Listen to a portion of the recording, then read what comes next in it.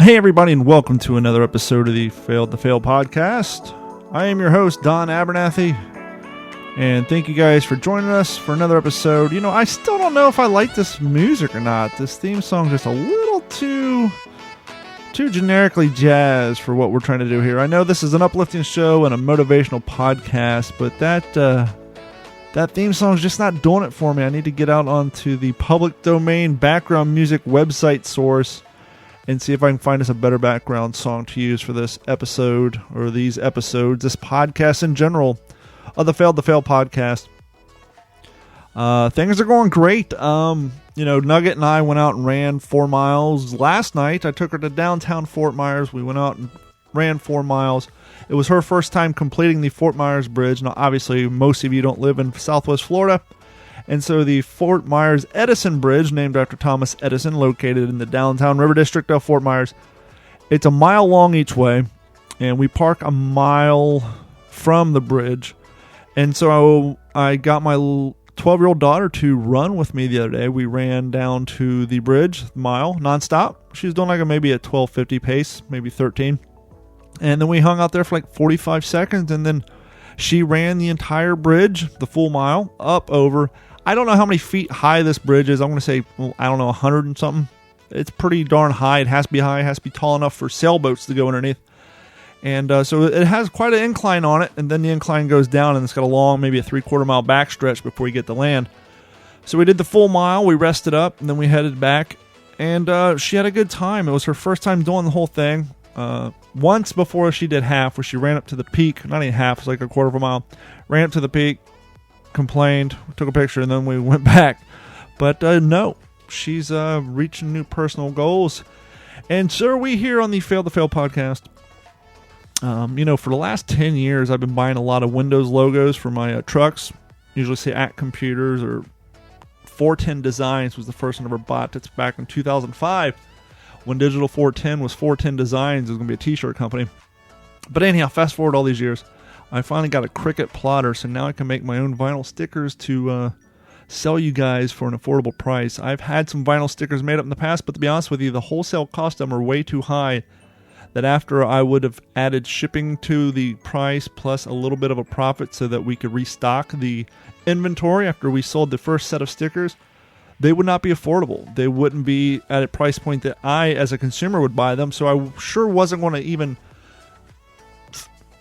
what's the word I'm looking for? Insult you guys by offering them up to you for that price. So that's why I never did them. I printed some up. I gave a few away. But so some Fail to Fail podcast and Digital 410 podcast and all the other good podcast stickers coming up here soon. And as you guys know, this episode of the Fail to Fail podcast is brought to you by our friends at Computers. Speaking of at Computers and all the stickers we bought over the years, at Computers has been providing IT service for all of Southwest Florida since 2004. Whether it's the footprint of your business, network, Wi-Fi, even hardwired for that matter, domain management, domain rollout, server installs, computer break and fix, even residential, we do it all. If you need that screen replaced on your laptop after your kid knocked it on the floor and broke it, don't buy a whole new laptop. Let us replace the screen. We can help you guys out. I know you're saying, Don, I don't live in Southwest Florida, so how could at Computers possibly help me? Well, as long as you have a working internet connection, they can help you by remoting into your computer and helping you with all of your issues. So give them a call at 239-283-1120, and they can help you. But right now, if you call them up or hit them up on Facebook and say the word podcast, don't matter. Just say podcast. It's generic. Just say podcast. And they will hook you up with their online backup. You can back up all of your data. Be safe. Protect your peace of mind. Be completely safe for the entire year of 2020 at 7 cents a gig per month. So that's 7 cents a gig per month for the entire year of 2020. Back up all your data. Have it safe. Safe from encryption. Safe from viruses. Safe from hard drive crashes. Any of those things happen, you'll have all your data back, so it's all stored online and backed up nightly. So give them a call, 239-283-1120, or hit them up on their Facebook or any social media pages, or email them even at, you can even email me, don@pmwizard.com. Send me an email, and we'll get in touch with you and hook you up with some online backup. They offer online security, such as Viper endpoint security, as well as two-form authentication. If you want to log into any of your remote applications for work securely, we can help you up with that service too. 239-283-1120. And last plug, last bang over the head, please, if you don't mind, do me a solid. Become a member of the OG5. Go to Patreon. Go to failtofail.com or d-410.com. Click on that Patreon link on the right-hand side if you're on a PC or Mac. If you're on a smartphone or a tablet, scroll all the way down to the bottom, and you'll see a Patreon link. Click on that link. Sign up. The first tier is $1 a month. The $1 a month gives you access to the same exclusive content that the $7.50 a month plan and the $3 a month plan provide. But it's only $1 a month. That's your way of saying, hey, I like you. But if you want to say, hey, I love you, sign up for the $3.50 a month plan. That'll get you all the same access to all the same exclusive content except for the free t-shirts. If you want a free t-shirt after month 2, sign up for the $7.50 a month plan, and after month 2, I'll send you a free t-shirt of your liking. And regardless of what plan you sign up for, whenever I make these new stickers and things of that nature, I usually give them to the OG5 for free. I'll hit them up on Patreon and say, hey, what's your email address? And I email you free stuff.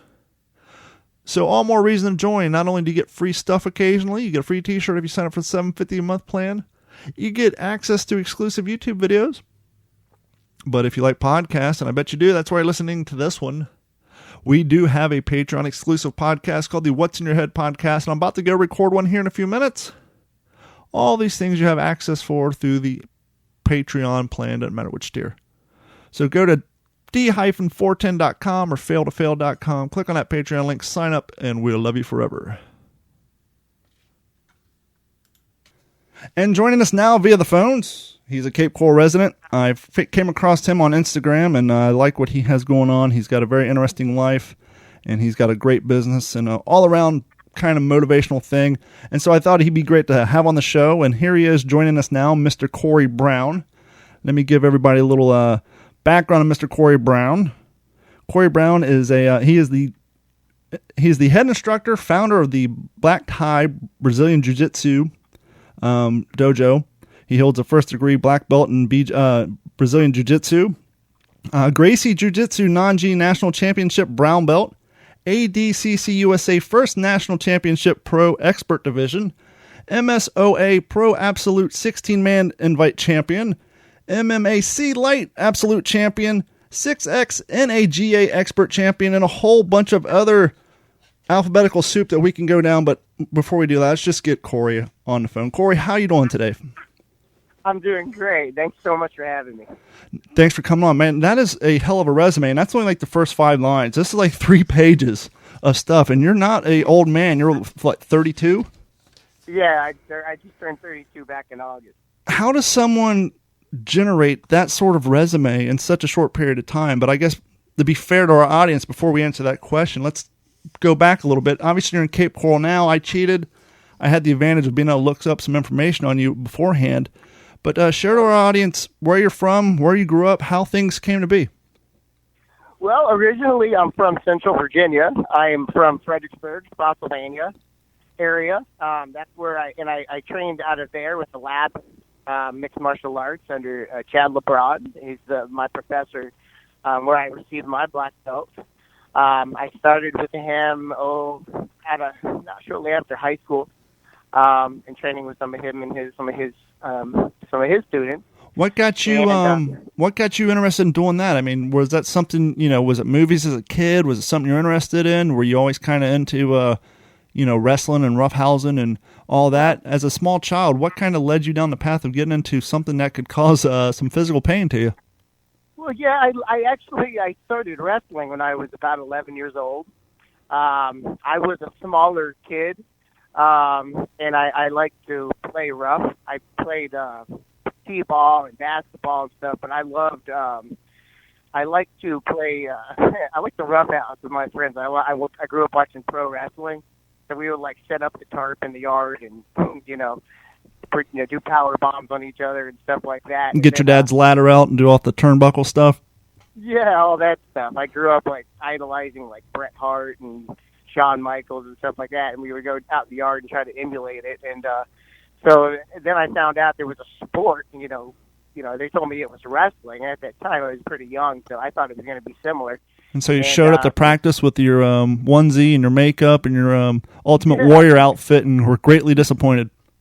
Yeah, I was not happy with the singlet, because back then I started wrestling. I think it was 1999. Like back in that time, kids didn't wear, singlets. Like now, being a wrestler is cool. You know what I mean? Because everyone knows what UFC is, sure, couture, and all that stuff. But back then, kids would be like, "Oh, you wear a onesie or whatever."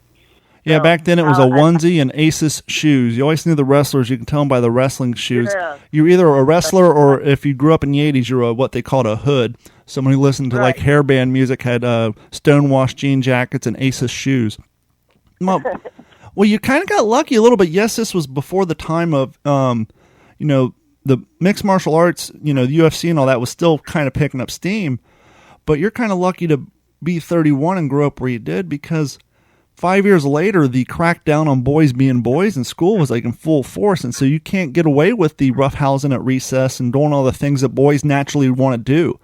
People don't realize boys naturally, instinctively have, well, I just said the word instinct, to wrestle, to roughhouse, to show dominance and find their way amongst their friends on that ladder of hierarchy.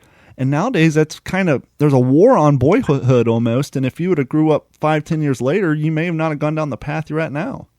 Yeah, and then the neighborhood I lived in, there was a bunch of other boys that liked the roughhouse. I mean, we would fight with hockey sticks and sticks we make from the woods. And sure.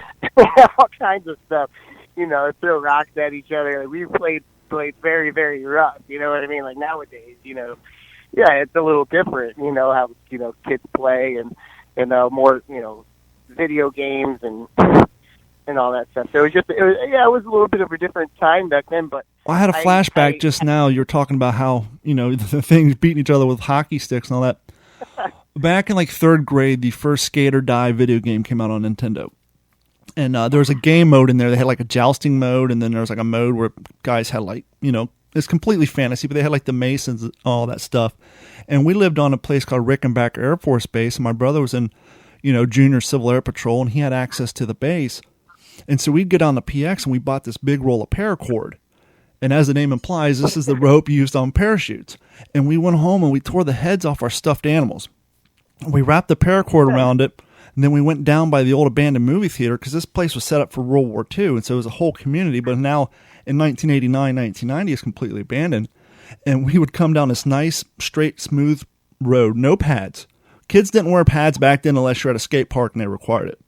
We would go at each other full force on our skateboards with these stuffed animals tied to paracord, fling them over our head like we're knights, and we would have these jousting contests on concrete, just beating the holy hell out of each other with stuffed animal heads tied to the end of paracord. You do that nowadays, and someone's getting put in juvie. Oh, yeah. Yeah, that's hilarious. We used to do something similar with a log. There was a log that would be... there was like these were like ravines back behind my house, and they would be like a log that we would lay across the ravine, and we would get on the log and try to knock each other off the stick. I don't think kids play King of the Mountain anymore. No, not like that.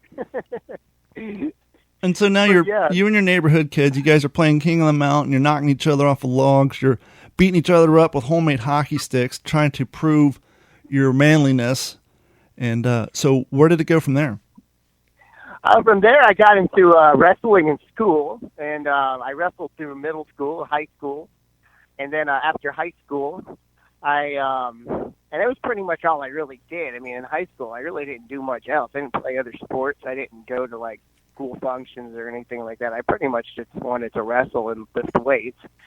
And after it ended, I really didn't know like what to do with myself, because that was really something that gave me a goal. You know what I mean? Like my goal was to wrestle or see how far I could go and whatnot. My grades kind of sucked, so sure. I couldn't like go to a college, like a where they would have a college wrestling program. So I had to go to a community college.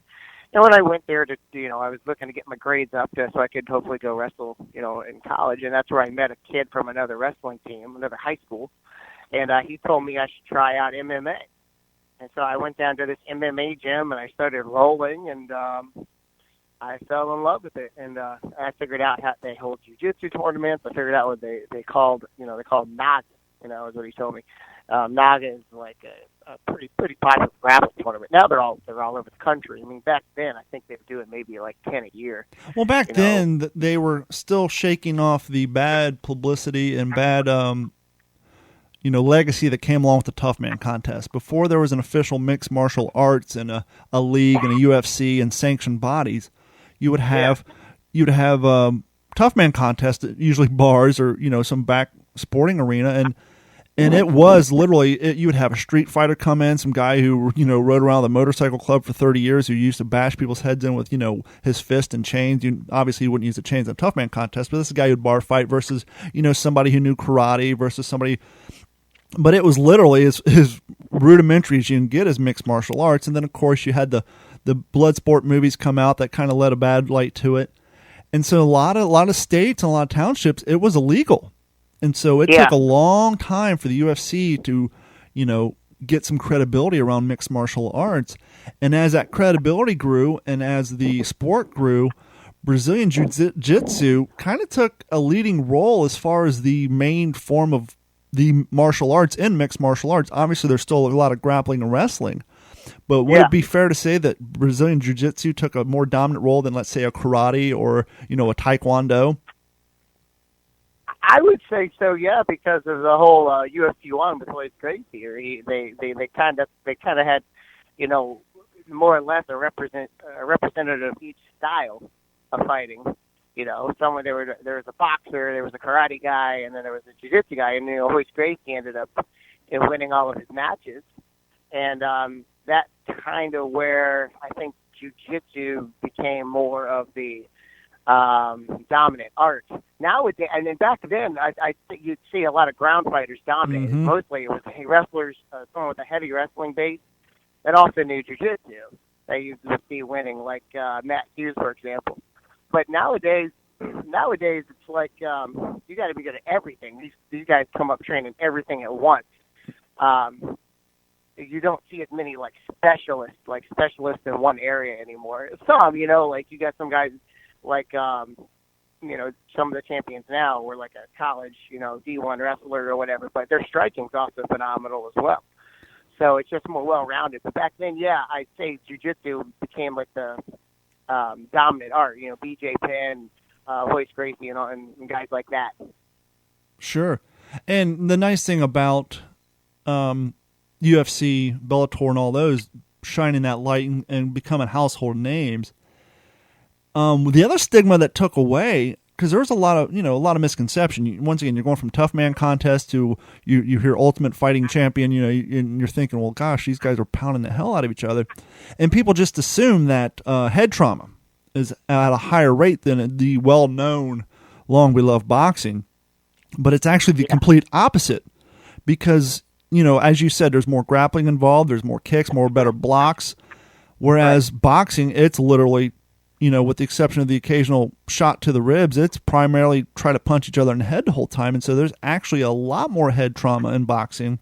And that's why you see a lot more of the retired boxers having mental cognitive issues versus, a lot more of the retired MMA guys are going on to do TV and sportscasting and all that. All their faculties are still there because it is a safer sport. Yeah. Yeah, I think so. I agree. I mean, if you look at some of the statistics, I see the articles pop up. I'm on social media pretty frequently because of the gym stuff, and I try to stay active with the students and the community. But I read articles and stuff like that. But I see a lot of articles pop up recently about boxers that have suffered brain trauma, or I think one, maybe it might have been a couple weeks ago, maybe a couple months. I don't have this track of time anymore, but there was a boxer that died recently, if I'm not mistaken. You don't really see that same kind of brain damage with the MMA community, at least not yet, The one thing I have noticed with the MMA community is I've seen fighters suffering from weight cuts. Some of the weight cutting getting kind of extreme. Sure. Or thin, but I believe somebody died from cutting weight a couple months ago. I think it was in Brazil. But I'm starting to see more articles based upon that. So, wasn't it a safer bet that if you're borderlining a different weight division, obviously if you're a middleweight champion, you don't want to gain weight and go to the, heavyweight because you want to defend your championship. But one would figure it would be easier to gain 5-6 pounds of muscle and fat and go up instead of trying to cut 10 to go down to meet, unless you're doing a catch weight sort of thing. And I guess if you do that yo-yoing enough, it has to have a tremendous effect on your body. It would be interesting to see where Christian Bale fares in another 15 years, because he, as an actor, he does that. He'll go and cut 50, 60 pounds to do a role like in The Mechanic, and then gain 50, 60 pounds to do another movie. And that can't be good, to do it consecutively and consistently. That fluctuating in weight, no. And I've been, I've had extreme weight cuts. I've had matches where I've cut no weight, and I've had a match where I cut 17 pounds in a matter of 6 hours. And then you hit the weight in, and 24 hours later, you put some of the weight back on, but when you get into the octagon, you got to be, you're probably walking into 89% at best, right? There's no way, doing a 17-pound weight cut, you're walking into the octagon at 100%, are you? No, definitely not, because you're not fully hydrated. And that also plays a role in, for the fighters, like, your ability to take a punch, because there's, the fluids around your brain and whatnot. But you're definitely not at 100% for sure. Like, for example, this year I went to 2 different worlds for jiu-jitsu. I went to the SJJ World and I went to the IBJJF World. And the SJJ World, I had a smooth weight cut. I just ate real clean throughout the whole time. I had to sweat out very little weight. And I felt really good when I went out there. I ended up winning my first 2 matches in the first one was under 40 seconds, the second one was under 30 seconds. And then I lost in the finals on a couple points to a tough opponent. And then I went to the IBJJF World in December, and I had a little tougher time with the weight cut. I had to sit in a dry sauna because the jacuzzi wasn't working. And I had to suffer a little more, and I definitely felt the difference, being less hydrated and having to suffer a little more. Night and day. I felt way better at the Worlds in November than I did in December. Yeah, because when you do those weight cuts, you literally have to sweat that water weight out. And, for people who aren't familiar, like, why don't you go running? Road work won't cut weight, because as a runner, I know if you go out and run, you probably could do some road work, but if you do road work, you probably have to limit the mileage, because I know from doing long distance runs, like the other day I ran 12 miles, your body will actually hold on to anywhere between 3 to 5 pounds worth of water weight for up to 2 to 3 days, because it's not sure if you're going to go out and do that trauma to it again. So road work is not a valid way to cut weight. It actually puts it on. Yeah, I usually do it in a tub or a jacuzzi. That's how I usually do it. If I do it in a tub, I'll put a bag of Epsom salts in there with me. I used to do green rubbing alcohol and alkaline, but now I try not to get to where I need to use those things. I try to sweat out 5 is max. I don't even like to do 5 anymore. I try to keep it under 4 the night before a match. Because, like, at those worlds, like the IBJJF or, and Pan Americans, too, I did this. I had to sweat out about 3 pounds, and it was in the bathtub. And I felt I feel a lot better doing that method as opposed to running. Like, back in high school, I didn't know that. We would just set the stairwell to 100, and 1 degrees. Yep. Put bags on, 3 layers of sweat, and run. And I'd run like 200 stairs. Yep. And that would kill the legs. But back then, I didn't know that. You know what I mean? I didn't have anybody to tell me these things. So, like, through trial and error, and just learning from other competitors or wrestlers and whatnot, I started learning more tricks of the trade. But that has been one way that I've been able to cut weight and feel a lot better. Cutting out the running or even the dry sauna. I hate the dry sauna. It saps me. I'm exhausted afterwards. But I definitely have more success with a hot tub or a hot bath. Do you prefer to put like a ceiling or I don't know, I guess the word window on your acceptance of a match so that you can go to camp and control the amount of weight you have to? Because obviously if you take on a match within a week and then obviously there's a huge weight class difference, then you're struggling to cut. But if you say, okay, I know a month in advance I can go to camp and I can control my walking around weight so that when the weigh-in comes, I'm not trying to cram for the exam and go out and cut tremendous amounts of weight. I would assume it's a little healthier and better for your game to kind of handle it that way. Well, with jiu-jitsu, usually they're usually the guys aren't your opponent. You can kind of agree upon a weight. Like, say I have like a super match or whatnot. I could, say, hey, let's meet at 170, or I'll tell do like a catch weight. Match, let's meet at 175. But like if it's like the Worlds or the Pans, like I know the dates well in advance. Sure. I'll pick a reasonable weight class, and they weigh you right before you go on. I mean, you miss weight. You're over by an ounce. They DQ you right on the spot. So you have no leeway there. So I would, always just pick a reasonable weight, which I kind of like, because I don't have to cut a crazy amount of weight. Because I love and hate day before weigh-ins because you got the guys are going to kill themselves more. You'll have bigger opponents killing themselves to get to a lighter weight and just rehydrate. Mm-hmm. And then it's nice that you get to eat that night and whatnot and breakfast the next day. But then again, you got to kill yourself to get there, and it might affect your performance the next day. So I do kind of like the way some of these tournaments like IBJJF and SJIF do their weigh-ins. They do it like it's probably 15 minutes before your match. You weigh in with your attire, what you're going to compete in, right then and there, and you go out there. So I see the plus to both. And I think a lot of people who aren't familiar with boxing or even mixed martial arts, they think the weigh-in, okay, they weigh in, they put their clothes back on, and they get out in the ring. No, the weigh-in's the day before, and so then once the weigh-in's done, it's let's head down to the buffet. It's let's, hey, hand me a water or a Gatorade, and let's go get some protein. And, that person, like you were just saying, could easily pack 7, 8, 10 pounds back on overnight, and then you're not technically in the same weight class during the fight, but that's just the way it's always been. Yeah, definitely. Oh yeah, they'll easily put 20 pounds on sometimes, easily. I've done it before myself. Well, what's your daily diet regimen? Well, one of the things I like to say on this show is a diet doesn't work; it's a lifestyle change. So, what's your lifestyle eating habits? My lifestyle's pretty much this. I wake up in the morning a little after 6, and then I'll do strength training. I have a setup in my garage. Just depending on what I need that day, I might go to the gym. Like I go to Anytime Fitness. Sure. And I'll do some strength training, either in my garage or at that gym. And then after that, I'll go to work. I work at a glass company in Naples. We do windows, showers, and mirrors. And then I'm there from about 8:30 to 5.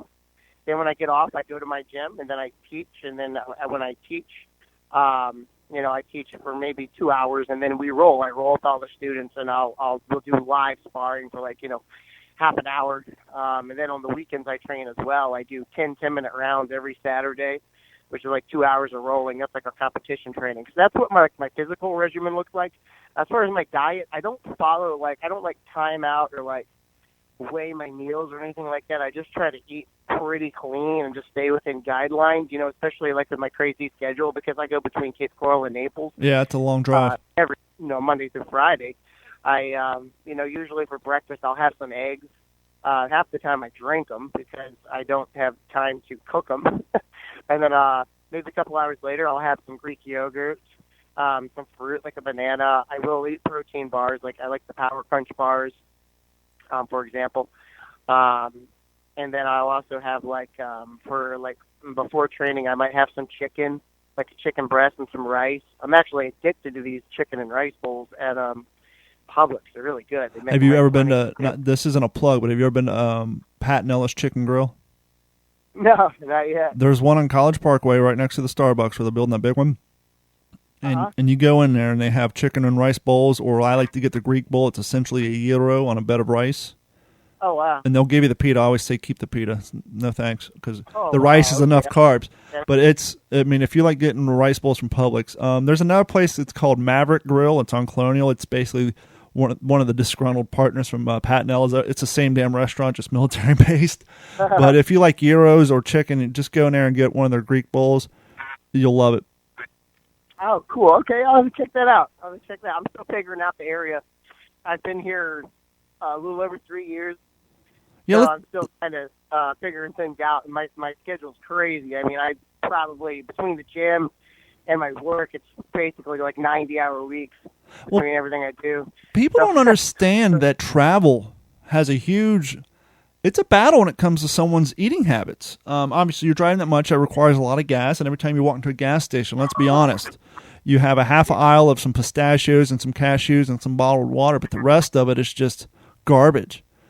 And before I lost my weight, that's part of the reason why I gained so much weight is because I fixed computers. I used to work in radio, and I drive 130 miles a day. That's a lot of stops at gas stations and a lot of fast food. And every time I'd walk into 7-Eleven, it was a 2 glazed donuts. It was a pack of 4-pack Reese cups, a big-ass Mountain Dew. That'd be 2 stops a day. Then for lunch, I would get to fast food.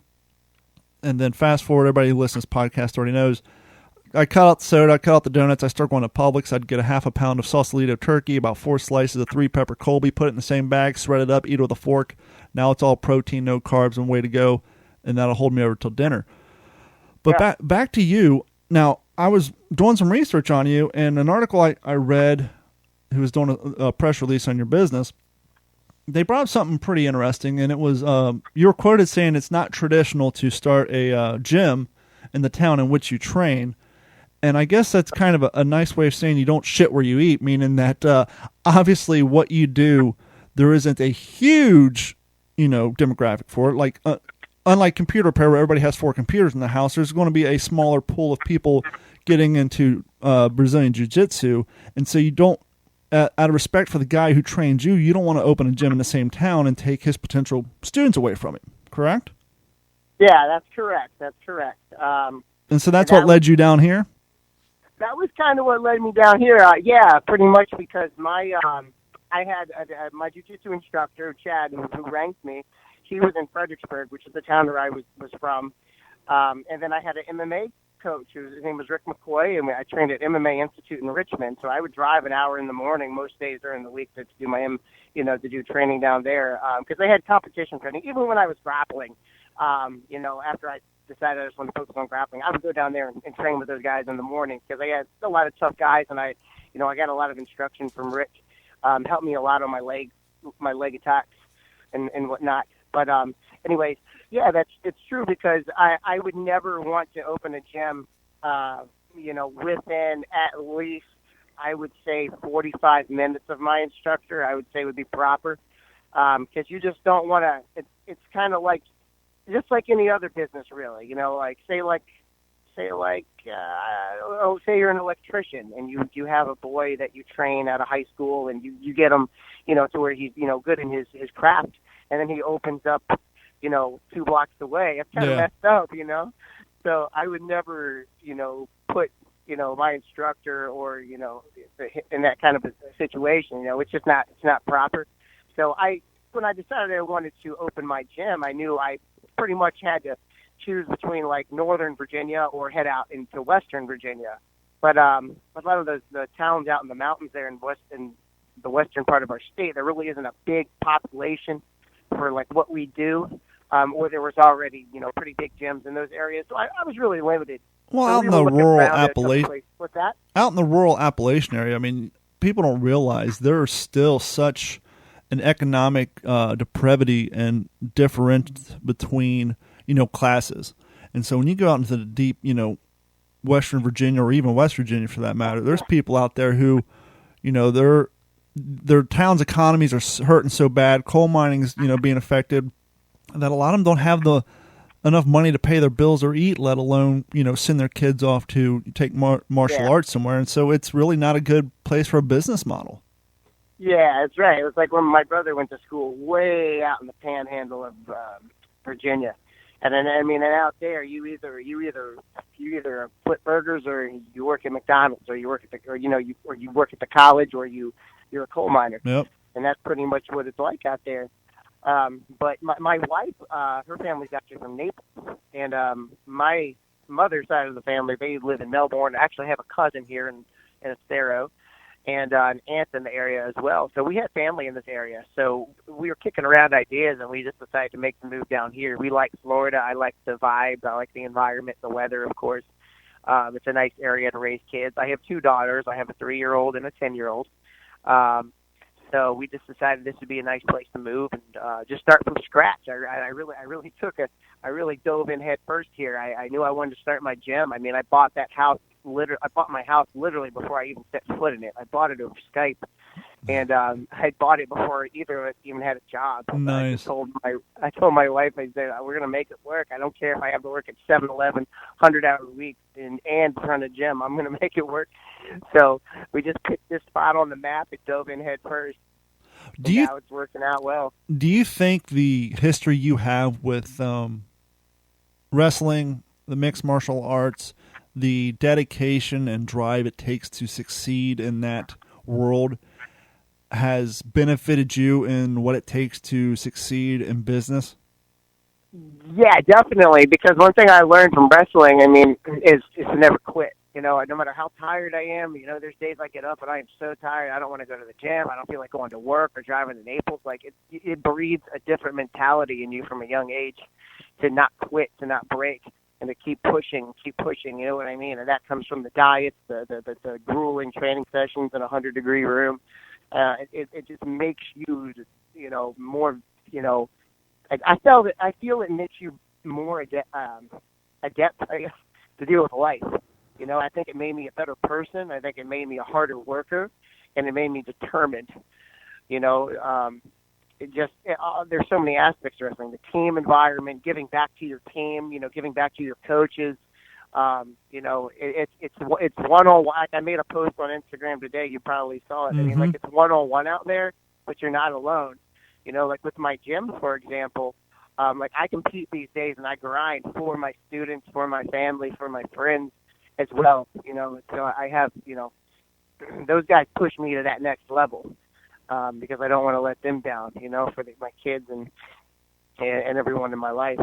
But yeah, definitely wrestling it just breeds that mentality to never quit. Because when I moved here, I was not going to quit. I was going to make this work. I didn't care what I had to do, where I had to work. Dig ditches, whatever, while I was getting my gym up and running. But yeah, definitely. I'm so glad I did it. I recommend it for young boys. I have a lot of teenage boys in my gym. I recommend all of them to wrestle, because it teaches you skills, on and off the mat. I do feel it prepares you better for life, because life's full of ups and downs, and you learn that in wrestling. You'll have days of glory, and you'll have days where you are at your lowest of lows, after a tough loss or a weight cut, but it prepares you for life for sure. Well, not only that, but to achieve success regardless of what level, whether, it's a local school competition, a regional, state, or even national, in order to achieve success in something physically based, such as wrestling or Brazilian Jiu-Jitsu, MMA, and all that, it requires long hours of training and dedication. And if you have the intestinal fortitude and the drive to put in the work for the training to achieve that medal for that competition, 6 months down the road, clearly you're going to have that same drive to work those long hours. Because people don't realize, I've been running a computer firm since 2004. And a lot of people who've never worked for a small business or worked for themselves, they've always worked for large corporations. A lot of people out there just assume if you own a business, you have money. That's not the case. What people don't realize, especially unless they've worked for small businesses and seen it firsthand, for at least the first 10, 20 years, I'd go on to say the key difference between working for yourself and working for somebody else is you make your own hours and you got to deal with all the nonsense. There will be times where you go weeks without a paycheck, whereas if you're working for somebody else, you wouldn't put up with that. You'd get up and quit. And it takes a lot of time, it takes a lot of drive, and it takes a lot of support from your significant other. If you have a partner, whether you're a woman running your own business or a man running your own business or whatever, if you have a partner that's not understanding of what it takes, they're not going to stick around for you not being home. They're not going to be down for you coming home for an hour, taking a shower, and going to bed, and getting up and rinse and repeat. They're not going to deal with your lack of paycheck this week because you had to pay rent on your building, or it's the beginning of the year and your clients took off 2 weeks for vacation and they haven't paid their invoices, and checks aren't coming in the mail for the first 15 weeks of the month, and so you're behind. And they won't put up with that. And if you don't have the ability to get up and grind and take a loss and take a hit to the face, physically or, metaphorically, it's not for you. If you've been working, if you're a cat who, one, has the phrase in their vocabulary, it's not my job description, or you don't want to work a single minute over 8 hours a day, do not, under any circumstances, risk your family's finances by trying to open a business, because your business will not succeed if you're putting in less than double full-time work. It won't work. No, absolutely. Absolutely. Yeah, I totally agree, because I totally agree. And I definitely have learned early on to never have that, type of mindset. You take pride in your work, you put in the extra hours, and that's what makes you an asset, whether, especially when you own your own business, you know what I mean? You are, you depend on yourself, so you definitely have to be willing to put in that extra work that other people aren't willing to do. And so you buy yourself a house via Skype, sight unseen, and you basically you loaded up the truck and you moved to Beverly, Naples, that is, and you put it all on the line. And clearly, you have a significant other who was down for the cause, and you've been in business for a short 2 years. And you're basically a baby at this point in the business world, and yet things are striving, and your business is taking off. Your MMA, all your competitions, everything's seems to be at least at this point rolling full steam. What's next for you? I'm gonna my vision for the gym is I always just try to make the gym a place where people come to feel comfortable, to have fun. I want to make it a place where everybody feels at home, from high-level athletes to the guy that works the 9 to 5 that just wants to come to jiu-jitsu twice a week to lose weight. That's what I was going to ask you. If you're basically, you train diehards only and you're all about the competitions, or if, a 40-year-old fat cat like me, well, not fat cat as in money, but guy who was physically fat, wanted to come in there to add a little extra change up to their current fitness, or wants to look for a way to get into fitness but doesn't enjoy the gym or running, what sort of classes do you offer? We offer classes. We have 2 locations. We have Bonita Springs and Cape Coral. 2 years and got 2 offices. What's that? I said only 2 years and you got 2 shops now.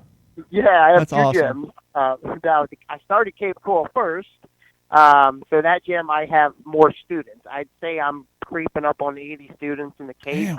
Between kids and adults, because I do have kids classes. We usually take them at 6, but we'll assess 5-year-olds and whatnot. But anyway, I have Cape Coral, probably about creeping up on 80 students, and then I have Bonita Springs, probably creeping up on, I'd say I'm still under 30 there. Probably 25 would be a safe bet. That one's still newer. That one's just over a year old. But yeah, we have classes for everybody. Now in Bonita Springs, I have a beginner-only class. And in Cape Coral, we're looking to add that as well for like a foundations class. Now, anybody can go to that class. I mean, a brown belt or, a black belt can go to that class if they so choose. But, that's a lot of foundations, things you need to learn from the beginning, how to shrimp, how to move your hips, how to frame, how to break fall, and whatnot. Now, in the Cape, it's kind of intermixed, but we kind of group them together based upon their experience level. And it works. We have good vibes in the gym. Everyone helps everybody. You'll see higher belt students taking their time to help out new students, and that's something I'm very proud of, is that how those guys give back to each other, and they look out for the new guys in the gym, and that everybody feels comfortable. That's one thing that's very important to me, that everybody feels comfortable. Anybody from any walk of life and any goal or aspiration they might have feels at home there. That's very important to me. I never want to have that Globo gym feel, where you walk in and swipe a card and you're just, one in the ant mound or whatnot. I go to want to be accommodated. I go to this gym with a bunch of purple equipment, and I often joke that part of the reason they have purple equipment is because it's hard to act like a badass when you're working on purple equipment. But this particular gym, they kind of have this theory or mantra about it's a judgment-free zone, which I'm cool with. But the irony is, because I'm big into irony. I love irony, especially when it's lost on the people who are presenting the irony. They have this thing they call the lunk alarm, right? And when you start, they have a thing they call the lunk alarm. Oh, I know what that is. And so when you're grunting or you're dropping weights, they set off this alarm, which that don't bother me either.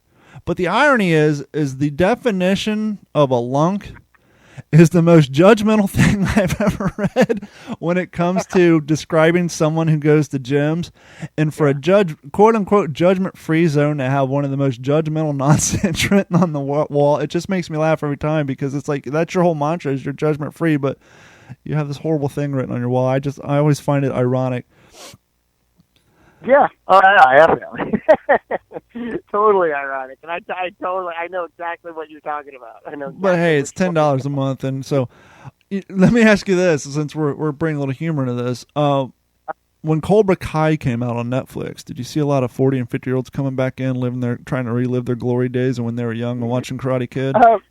To tell you the truth, I didn't really notice. I haven't even seen it yet. That reminds me. I probably should get on that. I'm so behind when it comes to like movies and pop culture. Well, of course, you're running your own business. You're working full time. You're working out. You're competing. I'm so bad with that. If you sat here and told me you have seen it, I'd be like, well, where do you find the time? I mean, because I do 4 or 5 podcasts. I run a business, and I work out. I watch maybe 3 shows a day, and every one of them are on my DVR, and that's from like 10:30 at night until midnight before I go to sleep. So yeah, absolutely, I wouldn't expect you to have seen it. Yeah, it's just I do watch like Netflix series and stuff. Like me and my wife will like pick a series and watch it and stuff. But I haven't seen that movie yet. I really should get on that. But yeah, no, we have a lot of. We have a good range. We have a good range of dude as far as age. I mean, I have like my father-in-law trains. My wife's father is 52. Sure. Retired from the military. He's a brown belt. He gets in there and rolls with the young guys every day. And then we have guys. I have a ton of teenagers in there that live at the field. I have a lot of high school age boys that just they get in there. They compete. Some of them compete. They all hang out together, so it's really cool to see how everybody of all ages and walks of life just come together there.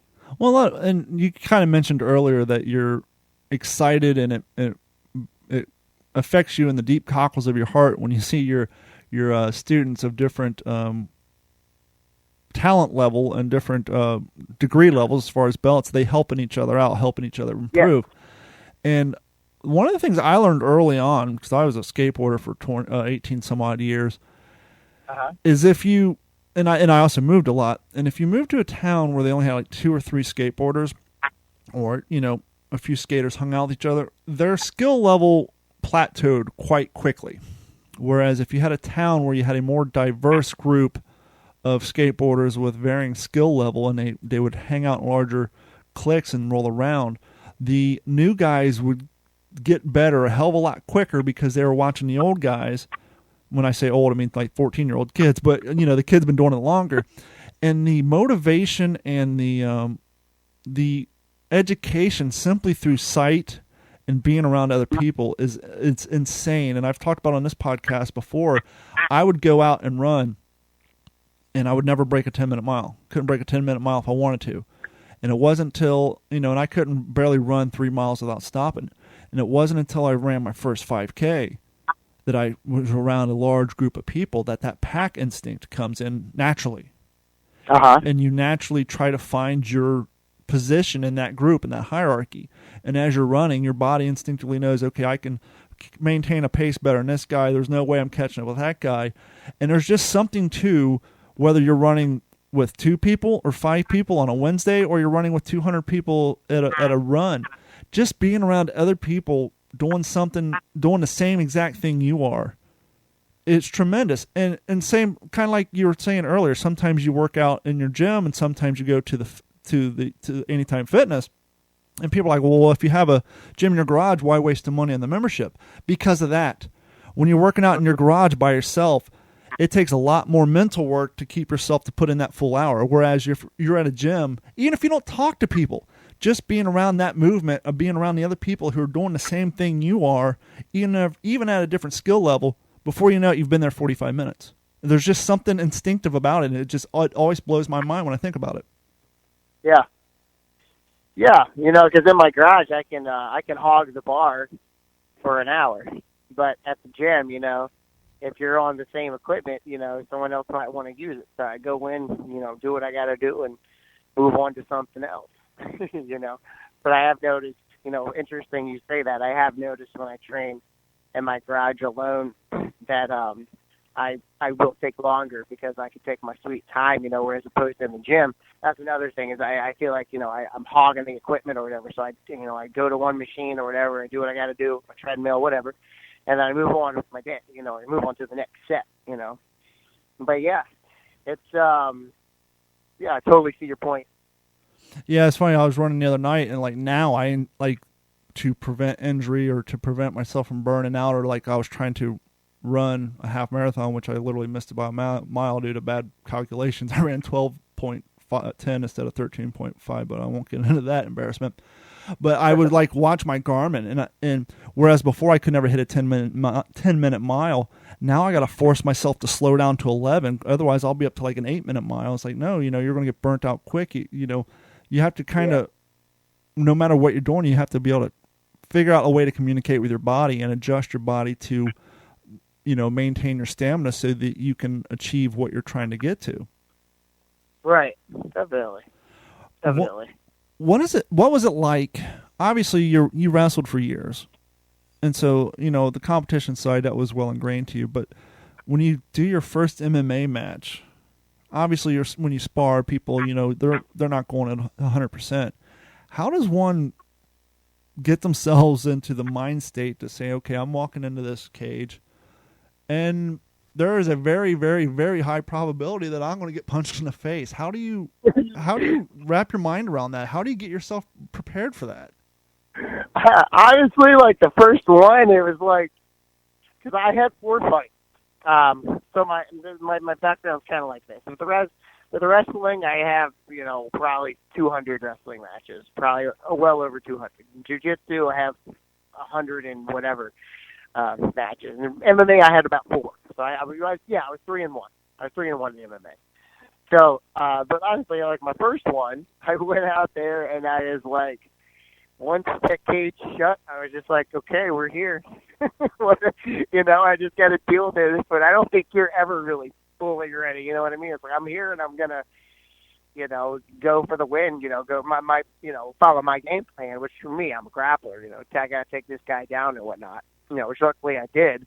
So it's just once that cage shuts and you hear that click, it's just like, okay, we're here. Let's do this. But to tell you the truth, I wasn't fully ready. Sure. I think the second one was the same way because my coach was like, okay, he's like, I want you to try to stand up with the kid a little bit, And I was like, okay. So the kid goes out. I throw like a half-ass jab. I didn't even connect. And I just took him down, and I choked him. I think the whole match was like 30 seconds. But I was like, yeah, totally didn't follow any kind of, game plan with standing up because the whole plan was stand up and, we had a couple combos we were going to work. A little bit of a game plan with striking. I just immediately shot. I just went right to my instinct. And you just hope the training does what you've been training to do. Yeah, because I've been, grappling, most of my life. So that was my instinct, that's where I feel safe. So, a lot of people think that MMA fighters like to get hit, and I was, believe it or not, listening to an interview with Tito Ortiz a while back, and he said, no, even to this day, with all the fights, I don't want to get punched in the face. That shit hurts. I'm not down for it, man. He's like, that's what... Anybody that says that, I think it's more of like they're trying machismo. It's all part of their persona. Oh, yeah. I like to get punched in the face. Nobody wants to get punched in the face. Yeah, because, growing up, I was always the tallest cat in the class and one of the tallest cats in the school, and so I guess beneficially or sadly, I never really got into too many tussles. Nobody really wanted to mess with me, and I was smart enough that when I was a freshman in high school, a senior wanted to kick my ass, I would just go the other way. And so I've never actually physically been, maybe, I've been in one or two little fights in middle school, but nothing, where there's any potential for any danger because everybody's still, building their muscle mass.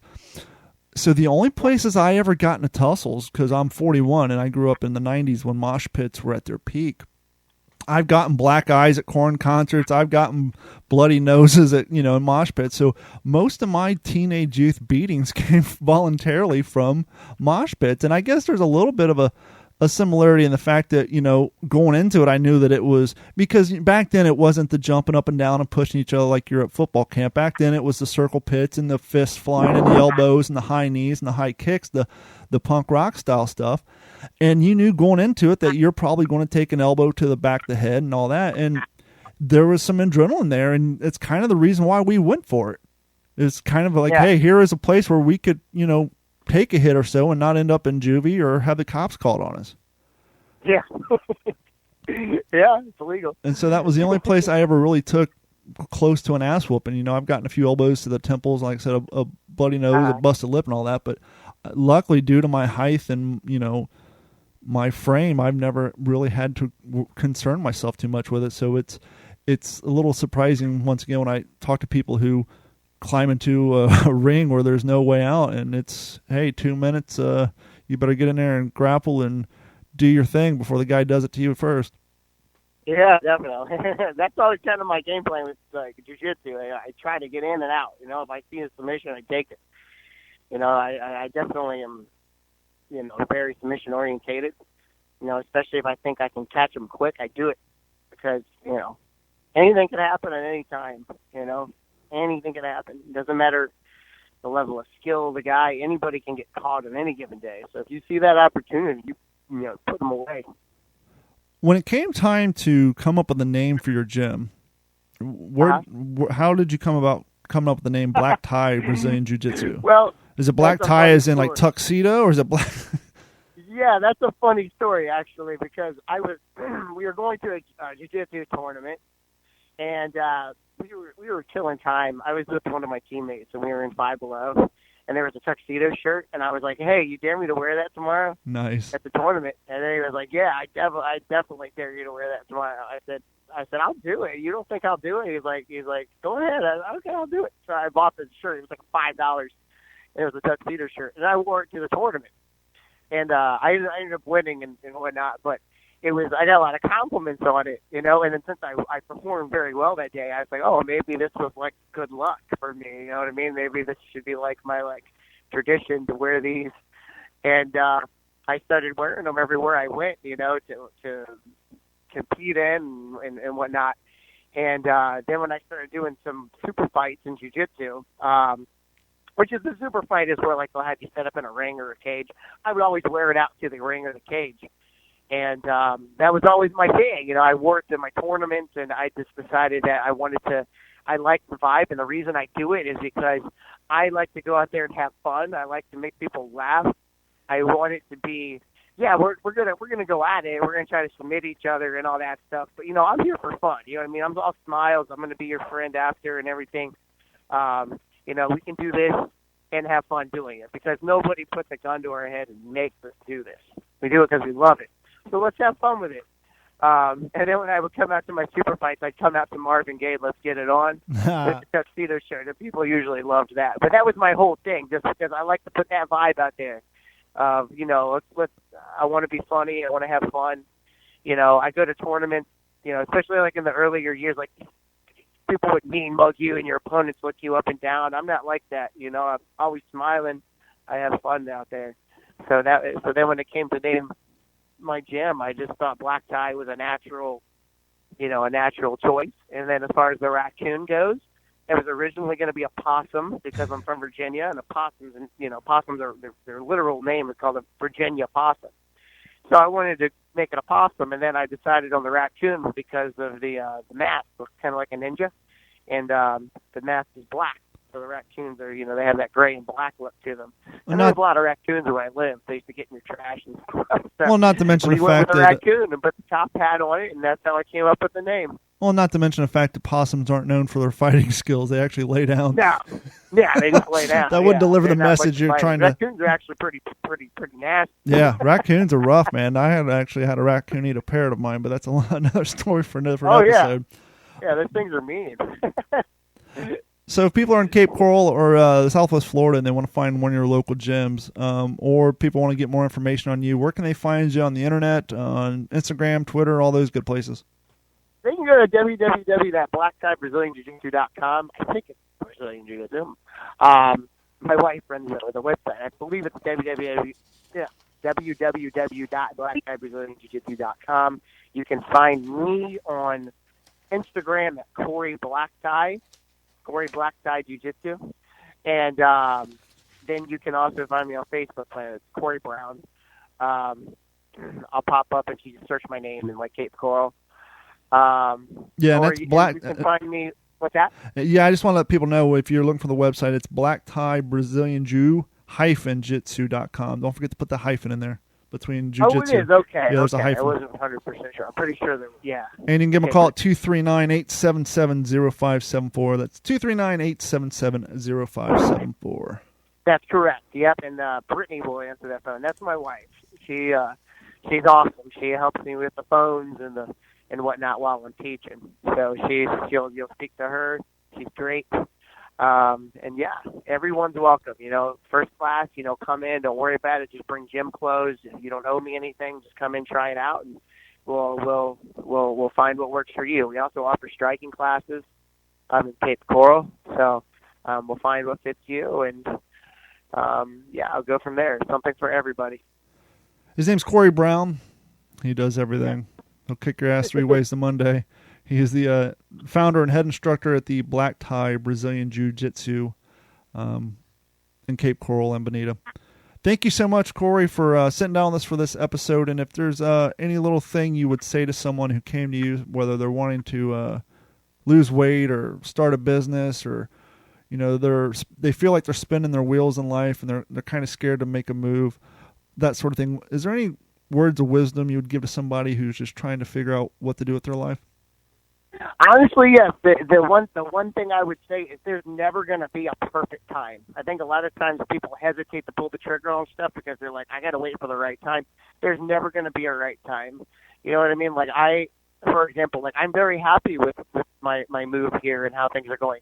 But it was very hard for me to leave my hometown in Virginia, and it was tough. It wasn't a perfect time, but I knew there was never going to be a perfect time. I had to just pull the trigger. That's just an example. But there's never going to be a perfect time for you to start anything. Whether you start jiu-jitsu or a business, you just gotta, if you want it, you just gotta get up and do it. There's never going to be a perfect day or month or whatever. You just gotta do it. When you know you want it, you gotta go for it right there. Don't wait. Don't hesitate. You got to pull the trigger because the time's going to pass anyway. You're saying that, and you just helped me write a new ending to the show. And that is, if you never get out of your comfort zone, you'll never get out of bed. Right. So go out and chase it. Life is short. Life is hard. Do what you got to do to meet your personal goals, to contribute to your community, to your family, because one day you'll wake up dead.